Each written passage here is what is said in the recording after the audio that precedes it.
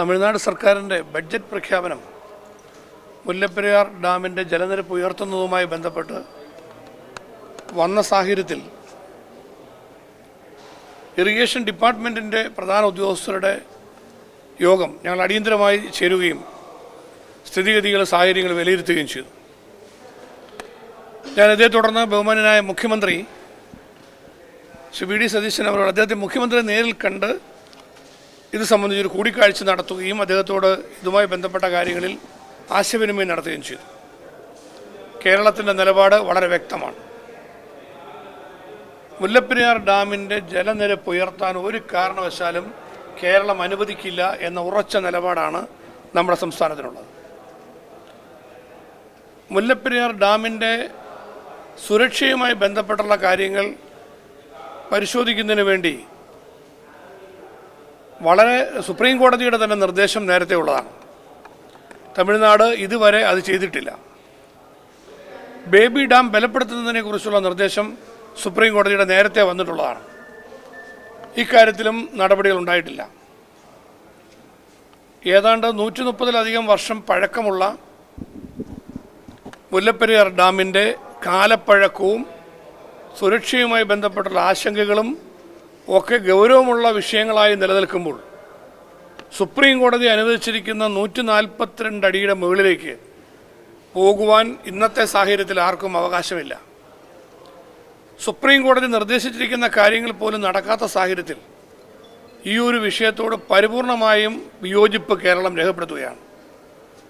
മുല്ലപ്പെരിയാർ ഇഷ്യൂവുമായി ബന്ധപ്പെട്ട് കേരളത്തിൻ്റെ നിലപാട് കേരള ജനതയുടെ സുരക്ഷയെ കരുതി മുല്ലപ്പെരിയാറിൽ പുതിയ ഡാം നിർമ്മിക്കുക എന്നത് തന്നെയാണ് കേരളത്തിൻ്റെ നിലപാട്.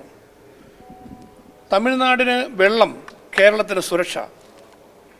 UDF സർക്കാരും ഇക്കാര്യത്തിൽ വ്യക്തതയോടുകൂടിയ നിലപാട് ആവർത്തിച്ചു പറയുകയാണ്.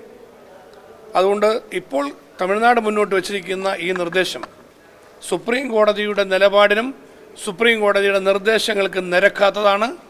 കേരളത്തിൻ്റെ താല്പര്യങ്ങൾ മാത്രമല്ല, ദേശീയ താല്പര്യങ്ങൾക്ക് പോലും യോജിക്കാത്ത ഈ നിലപാടിനോട് ശക്തമായ വിയോജിപ്പ് കേരളം രേഖപ്പെടുത്തുന്നു. ഇക്കാര്യങ്ങൾ സംബന്ധിച്ച് തമിഴ്നാട് സർക്കാരുമായി ഒരു കൂടിയാലോചനയ്ക്കുള്ള സാധ്യതകൾ, അഭിപ്രായ സമന്വയത്തോടെ ഇക്കാര്യങ്ങൾ പരിഹരിക്കാൻ കഴിയുമോ എന്നത് സംബന്ധിച്ചുള്ള പരിശ്രമങ്ങൾ കേരളം വീണ്ടും നടത്തണം എന്ന് തന്നെയാണ് സർക്കാരിൻ്റെ നിലപാട്. ബഹുമാനപ്പെട്ട മുഖ്യമന്ത്രിയുടെ നേതൃത്വത്തിൽ ഭാവിയിലേക്കും അതിനുവേണ്ടിയുള്ള ശ്രമങ്ങൾ ഉണ്ടാവും എന്നുകൂടി ഞങ്ങൾ കൂട്ടിച്ചേർക്കുകയാണ്. വിശദമായി സർക്കാർ ഇക്കാര്യങ്ങൾ പരിശോധിക്കും. ഇന്ന് പെട്ടെന്ന് തന്നെ ഇക്കാര്യങ്ങൾ സംബന്ധിച്ച് ഇങ്ങനൊരു പ്രഖ്യാപനം വന്നതിനെ തുടർന്ന് ഡിപ്പാർട്ട്മെൻറ്റ് ലെവലിലാണ് ഇറിഗേഷൻ സ്പെഷ്യൽ സെക്രട്ടറി സുഹാസ്, അതുപോലെ തന്നെ പ്രോജക്റ്റുമായി ബന്ധപ്പെട്ട മുല്ലപ്പെരിയാർ വിഷയങ്ങളിൽ ഇക്കാര്യങ്ങൾ നിരന്തരമായി അറ്റൻഡ് ചെയ്തുകൊണ്ടിരുന്ന അലക്സ് വർഗീസ് IAS, അങ്ങനെ ഇവർ പ്രധാനപ്പെട്ട ഉദ്യോഗസ്ഥരുടെ സാന്നിധ്യത്തിൽ ഞങ്ങൾ ഡിപ്പാർട്ട്മെൻറ്റ് ലെവലിലാണ് വിലയിരുത്തൽ നടത്തിയത്. മുഖ്യമന്ത്രിയുമായി കൂടിക്കാഴ്ച നടത്തി. എങ്കിലും തുടർന്ന് സർക്കാർ തലത്തിൽ ഇതുമായി ബന്ധപ്പെട്ടുള്ള തുടർന്ന് ഏതെല്ലാം വിധത്തിലാണ് കാര്യങ്ങൾ നമുക്ക് ക്രമീകരിക്കേണ്ടത് എന്നതിനെക്കുറിച്ച് പരിശോധിക്കേണ്ടതായിട്ടുണ്ട്. അത് വരും ദിവസങ്ങളിൽ തീർച്ചയായിട്ടും ഉണ്ടാവും.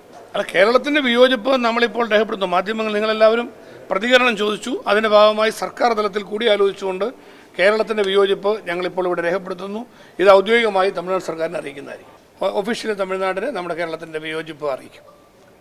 അതുപോലെ തന്നെ മുല്ലപ്പെരിയാർ ഇഷ്യൂവുമായി ബന്ധപ്പെട്ട് നമ്മുടെ കേരളത്തിൻ്റെ ഇൻഡിപെൻഡൻറ്റ് എക്സ്പെർട്ട് പാനൽ, അതിൽ കേരളത്തിൻ്റെ പ്രതിനിധിയെ കേരളത്തോട് ആലോചിക്കാതെ നേരത്തെ വെച്ച ഒരു സാഹചര്യം ഉണ്ടായി.